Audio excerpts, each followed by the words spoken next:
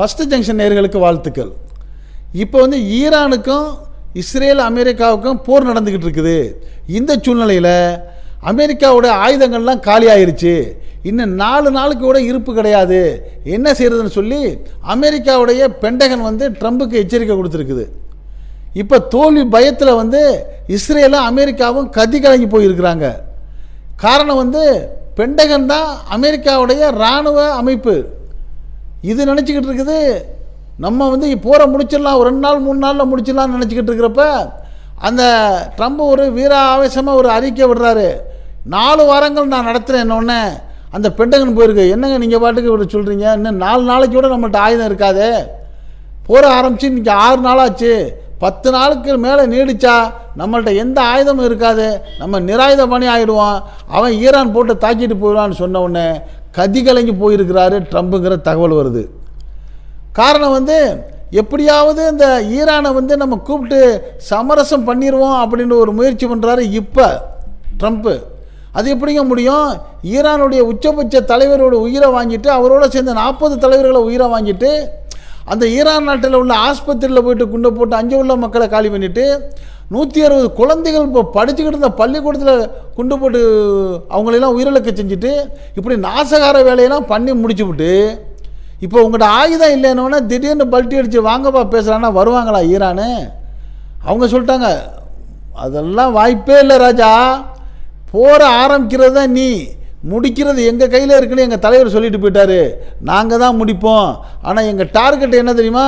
First Netanyahu, அவரை முடிப்போம், இஸ்ரேலை இல்லாமல் ஆக்குவோம், அமெரிக்காவுக்கு பாடம் கொடுப்போம் அப்படின்னு எச்சரிக்கை விடுத்து தில்லாக நிற்கிற ஈரானை பார்த்து இப்போ துவண்டு போயிடுச்சு அமெரிக்கா அப்படிங்கிற தகவல் வந்து இன்றைக்கி நிறையா பரவலாக செய்திகள் வர ஆரம்பிச்சிருக்கு. அந்த அளவுக்கு இருக்கிறதுக்கு இன்னொரு காரணம், மிரண்டு போய் அமெரிக்கா இப்படி கதறதுக்கு காரணம் வந்து நாங்கள் உங்களுக்கு உதவி செய்ய வர்றோம்னு சொல்லி கிம் ஜாங் உன், சீனா, ரஷ்யா எல்லாரும் ஈரானுக்கு சப்போர்ட் பண்ண ஆரம்பித்தோடனே இன்னும் அடிவயிறு கலங்கி போயிடுச்சு அமெரிக்காவுக்குங்கிற செய்தி வருது. ஆக அமெரிக்கா எந்த தைரியத்தில் ஈரானை போய் தாக்குச்சு, எப்படி அது மதிப்பு போட்டுச்சு, ஏன் இந்த விளைவு நடந்துச்சு, இனி என்ன நடக்கும் அப்படிங்கிற சில தகவல்களை மிகச்சரியாக துல்லியமாக 100% சரியாக தெரிஞ்சுக்கிறதுக்கு இப்போ வாங்க நம்ம வீடியோக்குள்ளே போவோம். நமக்கெல்லாம் தெரியும், கடந்த பிப்ரவரி 28 அன்னைக்கு, மார்ச் 1 அன்னைக்கு ஒரு உச்சபட்ச தலைவராக இருந்த ஆயத்துல்லா அலி கொமேனி அவர்கள் தங்கியிருந்த இடத்துல அவரும் அவருடைய முக்கியமான 40 நிர்வாகிகள் இருந்த சூழ்நிலையில் 30 குண்டுகளை அந்த இடத்துல போட்டு அவரை உயிர் பலி வாங்கிய இந்த அமெரிக்கா அதுக்கு எந்த காரணமும் பொறுப்பும் சொல்லலை.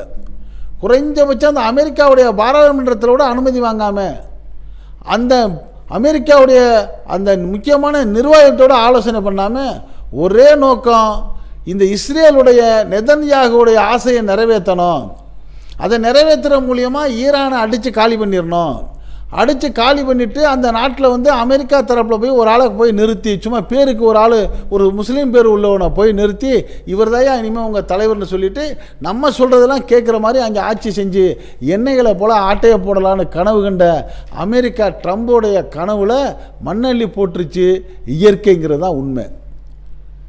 அதற்கு காரணம் இவர் என்ன கணக்கு போட்டிருக்காரு, ரமலான் மாதத்தில் எல்லாம் நோன்பு வச்சுக்கிட்டு பசியில் கறக்கமாக இருப்பாங்க, அதெல்லாம் இல்லைன்னா அவர் ஆயத்துல்லா கொமேனி என்ன, அவர் என்ன இமாம் தானே, அஜர்த்து தானே, அவர் வாடு தஸ்பி மணி உருட்டிக்கிட்டு இருப்பார், நம்ம அவரை காலி பண்ணிவிட்டோம்னா அசந்து போயிட்டு என்ன பண்ணிடுவாங்க, சரண்டர் ஆயிடுவாங்க, அவங்கள்ட்ட இருக்கிற ஆயுதங்களும் காலியாக போயிடும், அப்படி ஒருவேளை போருண்டு வந்து 2-3 நாள் அடித்தாலும் 2-3 நாளில் காலி ஆகிரும், அதுக்கு பிறகு நம்ம ஒரு பெருந்தாக்கத்தாக்கி கைப்பற்றிடலான்னு நினச்ச அமெரிக்காவுடைய திட்டத்தை ஆண்டவன் அப்படியே ரிவர்ஸ் பண்ணிட்டான். இவர் என்ன நினச்சார், ஈரானில் ஆயுதம் காலி ஆயிருன்னு நினச்ச ட்ரம்புக்கு டேங்குடோனை பார்க்க விட்டுட்டார். இப்போ அந்த டேங்குடோனில் ஒன்றுமே இல்லை. இப்போ என்ன சொல்கிறாங்க, அந்த அமெரிக்காவுடைய பென்டகன் அதிகாரி சொல்லியிருக்காங்க, இவர் ட்ரம்ப் ஒரு அறிவிப்பு விட்டார், 4 வாரங்கள் தொடரும் போருன்றார். உடனே பென்டகன் வச்சுருக்காங்க, என்னையா நீ பாட்டுக்கு வாயில் வந்ததை அடிச்சு விட்ற, இன்னும் 4 நாளைக்கு கூட நம்மள்ட்ட ஆயுதம் இல்லை ராசான்னு இருக்காங்க, என்னடா அப்படி சொல்கிற? ஆமாம், இருந்தது பூரா காலி, ஈராக்கு குடோனில் கொண்டு போய் எக்கச்சக்கமான வெடிமருந்தை வச்சோம், ஒரே குண்டை போட்டு அதையும் காலி பண்ணிட்டான். நீங்கள் பாட்டுக்கு அதிகபட்சம் 10 நாளைக்கு மேலே போச்சுன்னா நம்ம பல்பு வாங்கிடுவோம்னு சொன்ன உடனே அடிவயிறு கலங்கி போய் அலறி போயிருக்கிறாரு. அமெரிக்க அதிபர் ட்ரம்பும் நெதன்யாகவும் 2 நாளாக தூங்கவே இல்லைங்கிற செய்தி வருது. அப்போ என்ன கணக்கு போட்டு நீ வந்து அவ்வளோ ரொம்ப சீப்பாக ஈரானை கணக்கு போட்டா அப்படின்னு அமெரிக்கா மக்களும் அமெரிக்க அதிகாரிகளும் மற்ற உலக நாடுகளும் இன்றைக்கி காரி துப்புற அளவுக்கு ட்ரம்பை பார்க்குறாங்க. ட்ரம்புக்கு வேறு வழியே தெரியல, மாட்டிக்கிட்டமே ராசா, எப்படா வெளிவரதுன்னு முழிச்சிக்கிட்டு இருக்கிறாரு. இதுக்கு என்ன காரணம்? அடுத்த ஆட்டையை போடணும், அங்கே உள்ள சொத்தை அபகரிக்கணுங்கிற ஒரே நோக்கம் தான் அமெரிக்காவுடைய நோக்கம். ஏற்கனவே ஈராக்கை போட்டு தெளிச்சு. ஈராக்கில் சதாம் ஹுசேன் வந்து நேர்மையாக நல்ல திறமாக இருந்தார். அப்போ அந்த ஈராக்குடைய எண்ணெய் வளங்களை கைப்பற்றணுங்கிறதுக்காக உன் நாட்டில் நீ வந்து அணு ஆயுதங்கள் தயாரிக்கிறாங்கிற ஒரு பொய்யான காரணத்தை சொல்லி அந்த நாட்டுக்குள்ளே போய் சோதனை போட்டு ஒன்றும் கிடைக்கல. சரி, அதோட வாட்சை விட்டுட்டு வந்தியா? இவ்வளவும் செஞ்சுட்டோம், அந்த நாட்டை அழிவு உண்டாக்கிட்டான், ஏகப்பட்ட குண்டுகளை போட்டு சேதப்படுத்திட்டான், விட்டோம்னா நம்ம குற்றவாளியாக போயிடுவோம்னு சொல்லி ஒரு போலியான ஒரு கோர்ட்டை உருவாக்கி அந்த கோர்ட்டில் இவன் அமெரிக்கா தரப்பில் ஒரு ஜட்ஜை கொண்டு போய் வச்சு அந்த ஜட்ஜி என்ன பண்ணுறான், அவன் சொல்லி கொடுத்த மாதிரி தீர்ப்பு சொல்கிறான். அவர் சதாம் ஹுசேனுக்கு தூக்கு தண்டனை கொடுத்தாங்க. அவர் போன உடனே அதுக்கு அடுத்தபடியாக அங்கே வந்து ஆள் யாரும் வர்றதுக்கு வாய்ப்பு இல்லை. இப்போ கம்ப்ளீட்டாக இவன் அமெரிக்கா நினச்ச மாதிரி ஈராக் ஆட்டையை போட்டு அந்த எண்ணெயை பூரா நீ எடுத்துக்கிட்டு இருக்கிறார். இதே மாதிரி இங்கே செய்யலாம்னு நினச்சாரு. அதுதான் ராஜா, இங்கே நடக்காது. ஈராக் வேறு ஈரான் வேறு அப்படிங்கிறத அவர் அயத்துல்லா அலி கோமேனி இருக்காங்கல்ல, அவங்க வந்து நடத்தி காமிச்சிட்டாங்க. அதுக்கு என்ன காரணம்னா அவர்கிட்ட உள்ள உறுதி, நேர்மை, சரியான ஒரு ஆட்சியுடைய பவர் அவர்கிட்ட இருந்திருக்குது. அவர் வந்து தாக்கப்படுறதுக்கு முதல் நாள் தன்னுடைய அந்த உயர் அதிகாரிகளை வச்சு ஒரு சொற்பொழிவை நிறுத்தியிருக்காரு. இதுதான் பெரிய ஆச்சரியமான விஷயம். அதில் என்ன சொல்கிறாரு, எல்லாரையும் பார்த்து, உலகத்தில் 200 கோடி மக்களுக்கு மேலே இஸ்லாமியர்கள் இருக்கிறோம், ஏகப்பட்ட இஸ்லாமிய நாடுகள் இருக்குது, நம்மள்கிட்ட ஏகப்பட்ட நில வளங்கள் இருக்குது, ஆயில் வளங்கள் இருக்குது, ஆனால் அதையெல்லாம் நம்ம அதிகாரத்தில் வச்சுருக்கிறோமா? அதை ஏதோ ஒருத்தன்ட்டு அதிகாரத்தை கொடுத்துட்டு நம்மளாம் அடிமைகளாக இருக்கிறோமே, இது சரியானு கேட்டிருக்காது. சரியானு இப்போ நீங்கள் சிந்திச்சு பாருங்கள். இப்படி எண்ணெய் வளம் உள்ள நாடுகளை பூரா என்ன பண்ணியிருக்கு அமெரிக்கா, உனக்கு நான் பாதுகாவலாக நினைக்கிறேன், உனக்கு நான் போலீஸ்காரனாக நினைக்கிறேன் அப்படின்னு சொல்லிட்டு உங்கள்கிட்ட வியாபாரம் பண்ணுறேன்னு சொல்லிட்டு இந்த இஸ்லாமிய நாடுகள்கிட்ட பூரா என்ன பண்ணியிருக்கு, அது இராணுவ தளங்களை அமைச்சிருக்கு, பேஸ் அமைச்சிருக்கு. இந்த Bahrain, Abu Dhabi, Dubai, Kuwait, Riyadh, Qatar, Iraq போன்ற நாட்டையெல்லாம் இப்படி மிரட்டி என்ன பண்ணிருச்சு, இராணுவ தளத்தை அமைச்சிக்கிட்டு ஒரு நாட்டுக்கு ஒரு நாடு மூச்சு விட முடியாத அளவுக்கு மிரட்டி இந்த வளங்களை எல்லாம் உறிஞ்சிக்கிட்டு இருக்கிற இந்த அமெரிக்காவுக்கு இதே மாதிரி ஈரான்கிட்ட செய்ய முடியலை. அதைத்தான் ஆயத்துல்லா அலி கோமேனி வந்து தன்னுடைய அந்த அதிகாரிகளுக்கு சொல்கிறாரு, இப்படி நம்ம வாழலாமா? நம்முடைய சொத்தை, நம்மளுடைய நிலத்தை, நம்மளுடைய பொருள்களை நம்மள்டேருந்து சுரண்டிட்டு நம்மளை அடிமைப்படுத்துகிற ஒருத்தனுக்கு நம்ம அடிமையாக வாழலாமா? கோலையா 100 வருஷம் வாழ்றதை விட வீரனா ஒரு நாள் வாழ்ந்தாலும் அவன் தான் வீரன் சொல்லி அன்றைக்கி உச்சரிக்க சொல்லிட்டு சொல்கிறாரு, நான் நாளை இறந்து விடலாம். பாருங்கள், இதுதான் ஒரு பெரிய, அதாவது என்ன சொல்கிறது, தீர்க்க தரிசனம்னு சொல்கிறாரு. நான் நாளை இறந்து விடலாம், ஆனால் நம்மளுடைய அந்த இறையாண்மை, இந்த நாட்டுடைய ஸ்திரத்தன்மையை விட்டுறக்கூடாது. அதனால் நான் என்ன பண்ணேன், 4 முக்கியமான ஆளுகளை தேர்வு செஞ்சு வச்சுட்டு போகிறேன். நான் போயிட்டால் எனக்கு அடுத்து அவர் வரணும், அவர் போயிட்டால் அடுத்து அவர் வரணும், அடுத்து அவர் வரணும், நம்மளுக்கு உயிர் முக்கியம் இல்லை, இந்த நாடு முக்கியம்னு சொல்லி அவர் சொற்பொழிவை நிறுத்திட்டு தான் போயிருக்கிறாரு. இப்படிப்பட்ட ஒரு வீரருடைய பேச்சை கேட்டவொன்னே தான் என்ன பண்ணிட்டாங்க, அவர் தாக்கப்பட்டு சகிதான உடனே அந்த நாடு வந்து கலங்கி அழுது தலையில் அடிச்சுக்கிட்டு இல்லை, அவருக்கு சொர்க்கம், அவருக்கு நல்ல வாழ்க்கை இன்னைக்கு தொடங்கிருச்சு. இன்னைக்கு இஸ்ரேலுக்கும் அமெரிக்காவுக்கும் நாசகாலம் ஆரம்பிச்சுன்னு சொல்லி எதிர்த்து அடிக்க ஆரம்பிச்சிட்டாங்க. இந்த அடியைத்தான் எதிர்பார்க்கல அமெரிக்கா. அமெரிக்காவுடைய ட்ரம்ப் என்ன கணக்கு போட்டிருக்காரு, இப்படி ஒரு தாக்குதல் பண்ணிட்டா நில குலைஞ்சு போயிடுவாங்க, அதிகப்படிச்சா நம்மளை அடித்தாலும் ஒரு 3 நாள் 4 நாள் அடிப்பாங்க, அதுக்கு மேலே அவங்கள்ட்ட என்ன ஆயுதம் இருக்க போகுது, அதுக்கு பிறகு நம்ம ஒரே தாக்குதலை தாக்கி ஈரானை கைப்பற்றிடலான்னு இவர் திட்டம் போட கூட நான் பின்னாடி பார்க்காம அங்கே எல்லாம் காலியாக போயிருக்குங்கிறத இப்போ யார் சொல்கிறா, பென்டகன் சொல்லுது. அப்போ அந்த பென்டகன் என்ன சொல்கிறாங்க, ஈரானுக்கு எதிரான போரில் இதுவரைக்கும் 5000+ குண்டுகளை நம்ம பயன்படுத்திட்டோம், 2வது உலகப் போருக்கு பிறகு இவ்வளவு குண்டுகளை நீர்மூழ்கியை பயன்படுத்தினது இதுதாங்க அப்படின்னு சொல்லுது. அது மட்டும் இல்லாமல் இப்போ வந்து இவர் எப்படி என்ன பண்ணார், அமெரிக்கா என்ன பண்ணுச்சு, இஸ்லாமிய நாடுகள்லேயே படைத்தளங்களை அமைச்சுக்கிட்டு ஈரானுக்கு பக்கத்தில் போய் உட்காந்துக்கிட்டு அந்த ஈரான் மேலே குண்டுகளை போட்டு தாக்குச்சுல, அப்படி தாக்குனது அந்த தாக்குதலுக்கு பிறகு ஈரான் வந்து எதிர்த்தாக்குதல் நடத்துது. அப்போ எதிர்த்தாக்குதல் நடத்துகிறப்ப அதையெல்லாம் இடைமறித்து அழிக்குது அமெரிக்கா இராணுவ தளங்கள் அந்த பேஸில் இருந்து. அதுக்கு அவங்க பயன்படுத்துறது SM-3ங்கிற ஒரு ஏவுகணை. இந்த முன் யோசனை இல்லாத ட்ரம்ப்பு SM-3 நம்மள்ட்ட எவ்வளோ இருக்குன்னு பார்க்க வச்சு வேணாமா? இப்போ தலையில் அடிச்சுக்கிட்டு பென்டகன் சொல்கிறேன், ஐயோ நம்மள்ட்ட இடைமறித்து தாக்கக்கூடிய SM-3 ஏவுகணைகள் நெருக்கி காலியாக போச்சு, இன்னும் அதிகபட்சம் இன்னும் 2-3 நாளைக்கு தான் இருக்கும். இது சுத்தமாக காலியாகிடுச்சுன்னா அவன் ஈரான் போடுற ஒவ்வொரு குண்டும் நச்சு நச்சுன்னு நம்ம தலையில் தான் ஒழுங்கு நாசமாக போயிடுவோமே, என்னையா பண்ணுறது அப்படின்ட்டு இப்போ அறிவிச்சிருக்கலாம்.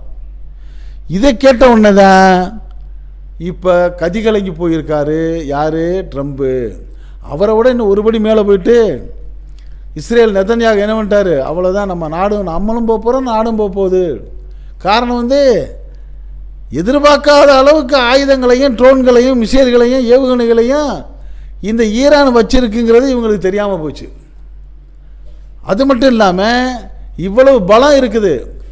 அமெரிக்கா என்ன பண்ணியிருக்குது, ஈரான் அடிக்கிறதுக்கு ஈரானுக்கு பக்கத்தில் இருக்க ஈராக்கில் உள்ள பேஸில் கொண்டு போய் ஏகப்பட்ட வெடிமருந்துகளை ஸ்டாக் வச்சுருக்கு. இங்கே பக்கத்தில் தான் டக்கு டக்குன்னு தூக்கி போட்டு அடிக்கலாண்டு. அவன் எவ்வளோ விவரமாக பண்ணியிருக்கான் ஈரான் என்னண்டா, கரெக்டாக குறி வச்சு அந்த ஈராக்குடைய குடோனை காலி அடி பண்ணிட்டான். அங்கே ஒரு வெடி கொண்டு இப்போ இல்லை. அதைத்தான் பென்டகன் சொல்லுது, அடையா எல்லாத்தையும் கொண்டு அங்கே வச்சு அதை பூரா அவன் காலி பண்ணிட்டான். அப்புறம் என்ன பண்ணியிருக்கிறாங்க, இந்த ஈரான்லேருந்து ஒரு 600 கிலோமீட்டர் தூரத்தில் இந்திய பெருங்கடலில் 7 டேங்கர் உள்ள ஒரு அமெரிக்காவுடைய எண்ணெய் போர்க்கப்பலை எப்போவுமே நிறுத்தி வச்சிருக்கிறான். ஏன் தெரியுங்களா, சண்டை போட்டுக்கிட்டு ஈரான் அடித்து சண்டை போட்டு வர்றதுக்கு அந்த கப்பல்களுக்கு எண்ணெய் பிடிக்கிறதுக்கு, விமானங்களுக்கு எண்ணெய் பிடிக்கிறதுக்கு அங்கே ஒரு கப்பலை போய் நிறுத்தி வச்சிருக்கிறான். கரெக்டாக ஈரான் என்ன பண்ணிட்டான், அந்த கப்பல் நின்னா தானடா நீ என்ன பிடிப்பாண்டு, அது தலையில் ஒரு குண்டு, இன்றைக்கி அது காலி. இது ஒரு பக்கம் இருக்கிற இஸ்ரேலுடைய அந்த பிரைம் மினிஸ்டர் அலுவலகத்தை 2-3 நாளைக்கு முன்னாடி போட்டு தாக்கிட்டான். இஸ்ரேலுடைய அட்மினிஸ்ட்ரேஷன் உள்ள கட்டிடங்கள் எல்லாம் காலி. பப்ளிக்காக அடிக்கவே இல்லை. அமெரிக்காவையும் அமெரிக்காவுடைய இராணுவ தளங்கள் உள்ள இஸ்லாமிய நாடுகள் உள்ள இராணுவ தளங்களையும் அடித்து துவஸ்தம் பண்ணிட்டான். இன்னும் ஈரான்கிட்ட எந்த ஆயுதமும் குறையலை, இன்னும் நிறையா இருக்குது. அதே சமயம் அமெரிக்காட்ட ஆயுதமே குறைஞ்சிச்சு, காலியாக போச்சு. இப்படி உள்ள சூழ்நிலையில் தான் இந்த ஈரானுக்கு நாங்கள் துணைக்கு வரோன்னு சொல்லி கிம் ஜாங் உன், இவரை பற்றி உங்களுக்கெல்லாம் தெரியும், அவர் சொல்கிறாரு நான் ஒரு குண்டு போட்டால் போதும் ஒட்டுமொத்த இஸ்ரேலும் இல்லாமல் போயிருங்கிறான். அவர் சொல்கிறார் ரஷ்யா நான் உன் பக்கம் வர்றேன், ரஷ்யா அவர் என்ன சொல்கிறாரு, நான் வந்து ஈரான் பக்கம் வர்றேன், ஏன்னா உன் பக்கம் நியாயம் இருக்குது, நான் வர்றேன் அப்படின்ட்டு அவர் சொல்கிறாரு. ரஷ்யா சொல்லுது, சீனா சொல்லுது. இதெல்லாம் கேட்டுட்டு தான் அமெரிக்கா இப்போ கத்தி கலங்கி ஆடுது.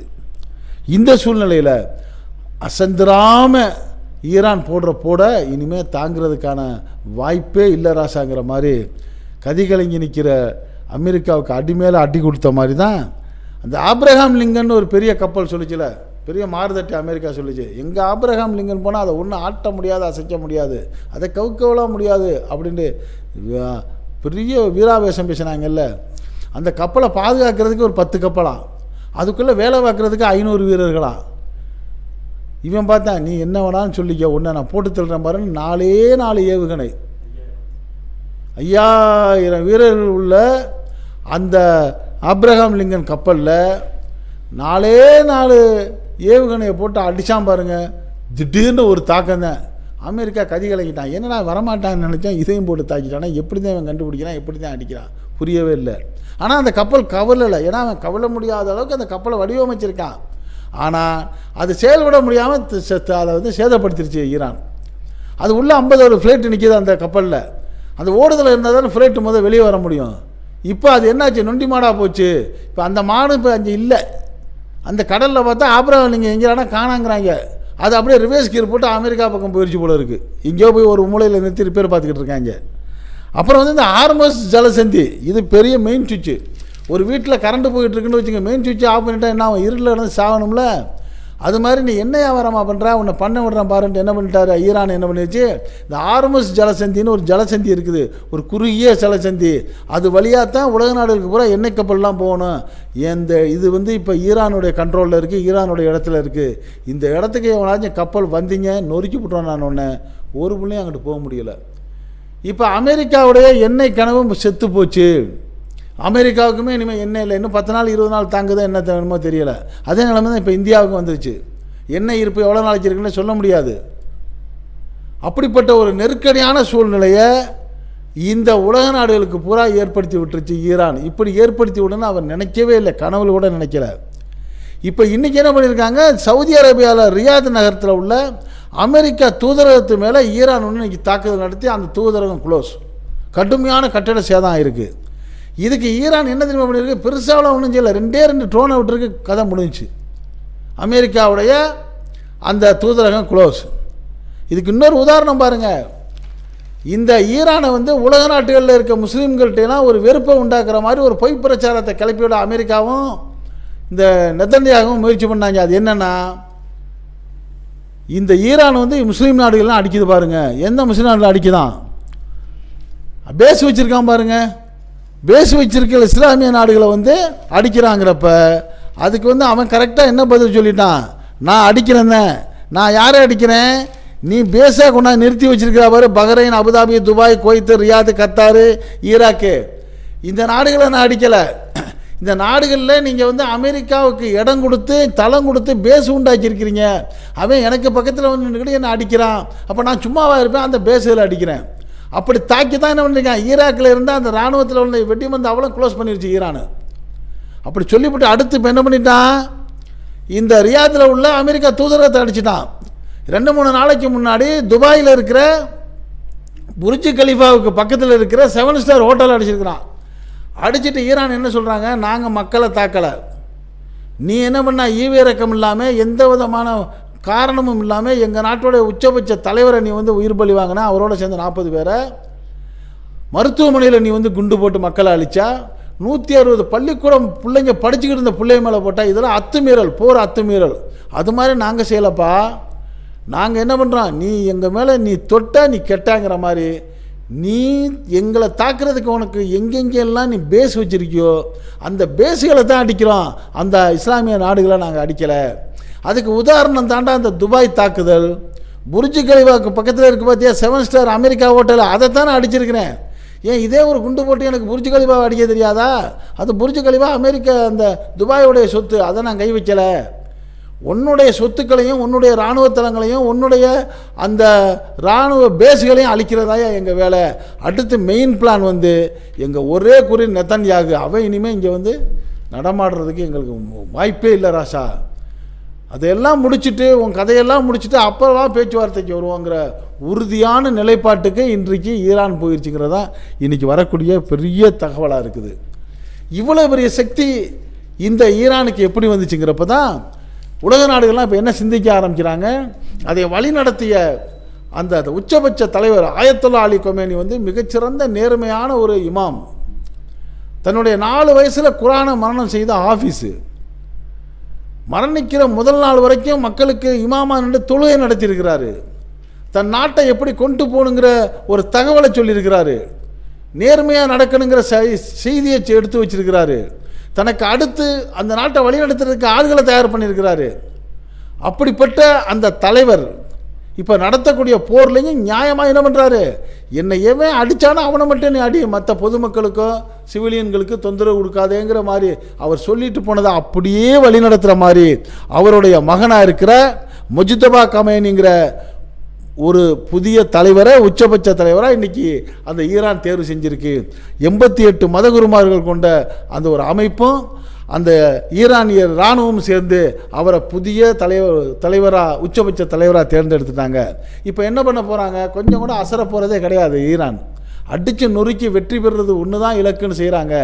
இதுக்கு உலகத்தில் உள்ள இஸ்லாமிய மக்கள் ஒரு சம்பவத்தை ஒப்பிட்டு பார்த்து இப்படி இருக்குமோன்னு நினைக்கிறாங்க. இது ஒரு கற்பனை தான், இருந்தாலும் இதற்கு கூட வாய்ப்பு இருக்குது.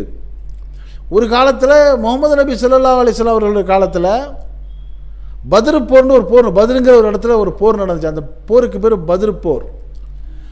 அந்த பத்ரு போர் இந்த ரமலான் மாதத்தில் 17ஆவது நாள் நடந்துச்சு. அதான் பத்ரு சஹாபாக்கள் இரவுன்னு சொல்லி நாளைக்கு என்ன பண்ணுவாங்க, உலகம் முழுக்க அந்த பத்ரு போர் நடந்து அந்த பத்ரு போரில் உயிர் தியாகம் செய்த சஹாபாக்களுக்காக பிரார்த்தனை பண்ணுவாங்க. அந்த கலந்து கொண்டதும் 313 சஹாபாக்கள் நபி தோழர்கள். அந்த பத்ர் போரில் போய் நிற்கிறப்ப அந்த இவர்களை எதிர்த்து நின்ற படை வந்து ஆயிரக்கணக்கான யானை குதிரை கொண்ட படை வீரர்கள். அப்போ தான் முகமது நபி என்ன செய்கிறாரு, இறைவன்ட்டு அழுது கேட்குறாரு, இறைவா நாங்கள் நேர்மையான போருக்கு நாங்கள் வந்திருக்கிறோம், அதனால் நாங்கள் நேர்மையாக போர் புரிய வந்திருக்கிறோம், எங்கள்கிட்ட பெரிய தெம்பு தைரியம் தளவாடம்லாம் இல்லை, நீ தான் எங்களுக்கு துணையாக இருக்கிற, எங்கள் பக்கம் 313 பேர் 5000 பேர் இருக்காங்க, நீ தான் வெற்றியை கொடுக்கணும்னு சொல்லி இறைவன்கிட்ட மன்றாடிய நாள் இந்த நாள். இறைவன் வந்து பத்ர் சஹாபாக்கள் போரில் இஸ்லாமியர்களுக்கு அந்த 313 பேரன்றவர்களுக்கு வெற்றியை கொடுத்தான், ஆயிரக்கணக்கானவர்கள் தோல்வியடைந்தார்கள் என்றது சரித்திரம். அந்த நிகழ்வு போலவே இப்போ நடந்துக்கிட்டு இருக்குது. ஒரு ஈரான், அந்த ஒரு ஈரானை தாக்குறதுக்கு அதே சமுதாயத்தைச் சேர்ந்த 10-11 நாடுகளை கோர்த்துக்கிட்டு இஸ்ரேலும் அமெரிக்காவும் கொடுக்கக்கூடிய அதாவது கொஞ்சம் கூட நியாயமற்ற தாக்குதலுக்கு கொஞ்சமும் சளைக்காமல் இறைவனை மட்டுமே நம்பி நேர்மையான முறையில் இந்த போரை தொடங்கி இருக்கிற ஈரான் எப்படி பத்ர் போரில் பத்ர் சஹாபாக்கள் வெற்றி பெற்றார்களோ அதே போல கூட இந்த ஈரான் வெற்றி பெற்றுவிடும். இந்த இஸ்ரேல் அழிந்து போகிறதுக்கான அடையாளம் நிறையா வந்துருச்சு. இப்போ இங்கே இஸ்ரேலில் வந்து அந்த பிரைம் மினிஸ்டருடைய ஆஃபீஸை அடித்து நொறுக்கிட்டாங்க. அந்த அட்மினிஸ்ட்ரேஷன் ஆஃபீஸ் எல்லாம் நிறையா நொறுங்கி போயிடுச்சு. இன்றைக்கி வந்து குறுஞ்செய்தி அனுப்புது இஸ்ரேல் அரசு, என்ன நீங்கள் போய் பதுங்கு குழிகளில் போய் பதிஞ்சுங்கன்னு சொல்லி மக்களுக்கு அறிவிப்பு கொடுத்தோன்னா மக்கள் ஆல்ரெடி அடிச்சுக்கிட்டு போயிட்டு என்ன பண்ணுறாங்க, ஒளிஞ்சு கொண்டு அந்த பங்கரில் போய் பதுங்குறாங்க. அப்போ அங்கே என்ன நிலைமை, மோசமான நிலைமை வந்துருச்சு. ஆனால் இந்த மோசமான நிலைமை உலகத்துக்கு தெரியக்கூடாதுன்னு அந்த இஸ்ரேல் நெதன்யாகு என்ன உத்தரவு போட்டிருக்கா, இதை ஃபோட்டோ எடுத்துடக்கூடாது, வீடியோ எடுத்துடக்கூடாது, இதை ஒளிபரப்பக்கூடாதுன்னு அதை தடை பண்ணி வச்சுருக்கிறாரு. நீ என்ன தான் தடை பண்ணாலும் உன்னுடைய பலகீனம் இப்போ வெளியே தெரிய ஆரம்பிச்சிருச்சு. உன் முகத்துலையும் அந்த ட்ரம்ப் முகத்துலையும் தோல்வியுடைய அறிகுறி வந்துருச்சு. ஒத்த வீரனாண்டு வெற்றியை நாடி செல்லக்கூடிய அந்த ஈரான் வந்து வெகு விரைவில் வந்து வெற்றி பெற்றுங்கிற எதிர்பார்ப்பு இன்றைக்கி உலகத்து முழுக்க இருக்குது. இந்த ஈரான் பக்கத்தில் நியாயம் இருக்கிறதுனாலையும் எல்லாருமே வந்து அமைதி காத்து இருக்கிறாங்க. ஆக நடக்க போகிறது என்ன முடிவு வருங்கிற பலருடைய கருத்துக்கள் வந்தாலும் இது பற்றிய உங்களுடைய கருத்துக்களை நீங்கள் இந்த ஃபஸ்ட்டு ஜங்ஷன் கமெண்ட் பாக்ஸில் கமெண்ட்ஸ் பண்ணுங்கள். இது பிடிச்சிருந்தால் இதுக்கு ஒரு லைக் கொடுங்க. இந்த வீடியோவை உங்கள் நண்பர்களுக்கும் உறவுகளுக்கும் ஷேர் பண்ணுங்கள். இதே போல் உலகத்தில் நாட்டில் நாலா பக்கம் நடக்கக்கூடிய தகவல்களை, செய்திகளை, போர் செய்திகளை, தகவல் எந்த விதமான இடைச்சொல்களும் இல்லாமல் யார் பக்கமும் சார்பாக நிற்காமல் உள்ளது உள்ளபடி அப்படியே கொண்டு வந்து உங்கள் வீட்டுக்குள்ளே 4 சவுர்களுக்குள் கொடுக்கக்கூடிய நம்ம ஃபஸ்ட்டு ஜங்ஷன் சேனலுக்கு இதுவரை சப்ஸ்கிரைப் பண்ணாதவங்க சப்ஸ்கிரைப் பண்ணுங்கள். மறக்காமல் பக்கத்தில் இருக்க பெல் ஐக்கானை கிளிக் பண்ணுங்கள். அப்போ தான் நம்ம போடக்கூடிய ஒவ்வொரு வீடியோவும் உங்களுக்கு நோட்டிஃபிகேஷன் காட்டும். நீங்கள் விரும்பியதை பார்க்கலாம். என்றும் இணைந்திருப்போம். உங்கள் நண்பன் அஷ்ரஃப் அலி. நன்றி, வாழ்த்துக்கள்.